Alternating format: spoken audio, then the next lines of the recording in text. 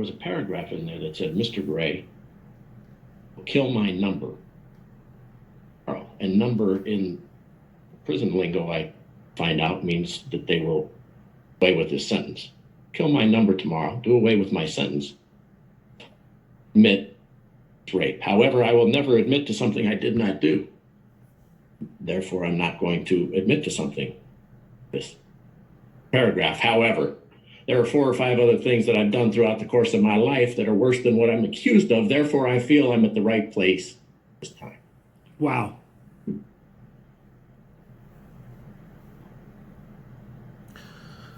Those are the words from Jim Gray. If you guys don't know Jim Gray, he is a well-known commentator for Showtime, HBO, etc.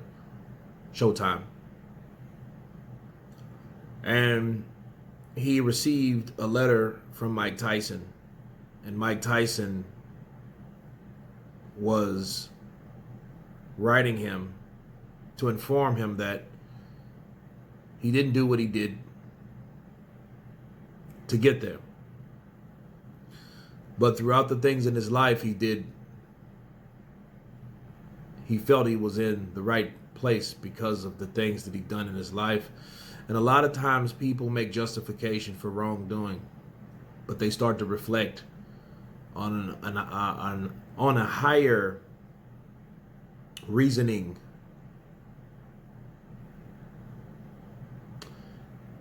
And they look at their life and they wonder, how did I get here due to something that I didn't do?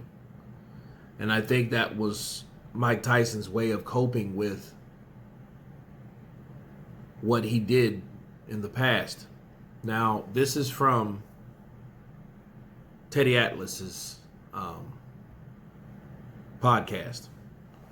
You know, this is a clip from a bigger interview. And as you guys know, Teddy Atlas and Mike Tyson, Teddy Atlas is about 10 years older than Mike Tyson, roughly 10 or 11 years older. They were all troubled kids at one point, and Customato saved these kids. He housed these kids, and he taught these kids some discipline. He taught them how to fight. He taught them how to think. He taught them how to compete. And both of these guys were in the same system. Teddy Atlas was a fighter first, but then Cuss decided that maybe he's more better at training than fighting. He has the scars to prove it for him fighting. He has his definite battle scars. However, we know Teddy Atlas had a niece that was approached by Mike in an inappropriate way. And Teddy Atlas threatened to kill him. And he not only pulled the gun on him, he shot the gun. He didn't shoot it at Mike, but he shot it, meaning to let Mike know, like, listen, I will kill you. Because he cornered Mike. You know, Mike was a kid, 11, 12, maybe, 13. I don't know how old Teddy Atlas's niece was, but maybe roughly around the same age. But when you hear something about that, someone close to your family like that, there is justification with that. Since then, Tyson Fury has admitted to Teddy Atlas years ago now that, you know, he's sorry. There was nothing else for that. And you hear Mike on his own podcast talk about his own life and the things that he had done. You know, and I think that reflects why he says, you know, he waddles in humility, because he knows that there's some things that he done that a lot of people, if not unforgivable, takes a long time to forgive. But let's listen to more of this. Oh, that really, wow, opened my eyes. And I was there that night in Indianapolis, so I don't know what happened. Mike has always maintained his innocence. He's always said he didn't do that. When he got out of jail, he allowed me to do an interview with him. I asked him, Mike, can I repeat this letter? I ask you this, the contents from this letter here. Is this personal? If it's personal, I'm going to respect that. No problem. Mr. Gray, you can ask me whatever you want. He always called me Mr. Gray, even though virtually the same age. I'm a little older, years older. Go ahead and ask me. So I asked him that question. I don't need to repeat it all. I said, what's worse than what you're accused of?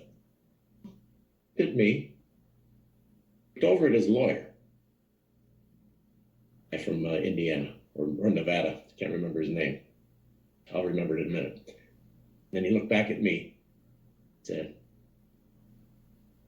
it's probably best not to answer this on national television because I don't know the statute of limitations. However, what I wrote you is true. Wow. Wow. Yeah. I mean, there's no statute of limitations for murder. Just saying. Oh, I can't imagine that's what it was, but I'm not. No, I'm just referring to. I'm just staying within the corridor of where we are. That we don't know what it was, but I asked him about this, Teddy. I did an interview with him just recently. It's going to air on Fox on November 15th at 10 p.m. A special on the goats, the book. Is one of the people that I interviewed. I said, when you said that to me, or you wrote that to me, you never disclosed what it was. I said, why did you put that down? He said, I just felt I wanted to say that, and it was a real dark time, a dark place in my life. Hey, listen. So, Jim Gray's reiterating something he re-asked Mike. Mike didn't reveal what it was, okay?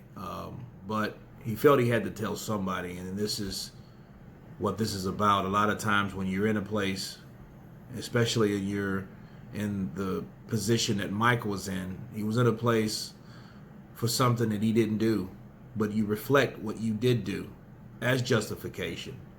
Now, again, we don't know what it is. It's probably best that we don't. But I feel that Mike is a guy that, he's a human just like anybody else. He gets human feelings. He's done a lot of things. He comes from the streets. He's robbed a lot of people. I'm pretty sure he shot a person or two. Those type of things, allegedly, right? Done those type of things. But, that was, I feel, a growing stage for Mike. You're put in situations a lot of times, ironically, you're getting caught for the things or for something you didn't do. Because more than likely, it's something for a greater justice that you're paying for with something that you didn't do because of something that you did before being accused of something that you didn't do. But like Teddy Atlas said, hey, there's no statutory limit for murder. Okay, there's no statute of limitations for that. There isn't. So I think if that's what it is, he looked at his lawyer, this, that, and the other, and he said, you know what, I shouldn't say this on national TV. Maybe he shouldn't. But the thing is, it's amazing how people share things with you and how people can get to a certain place in their life and need someone to talk to. But anyway, you guys tell me what you think of this powerful interview with Jim Gray regarding Mike Tyson and his powerful letter that he sent Jim Gray. Tell me what you think. Of course, please subscribe. And you guys been Counterpunch. Peace.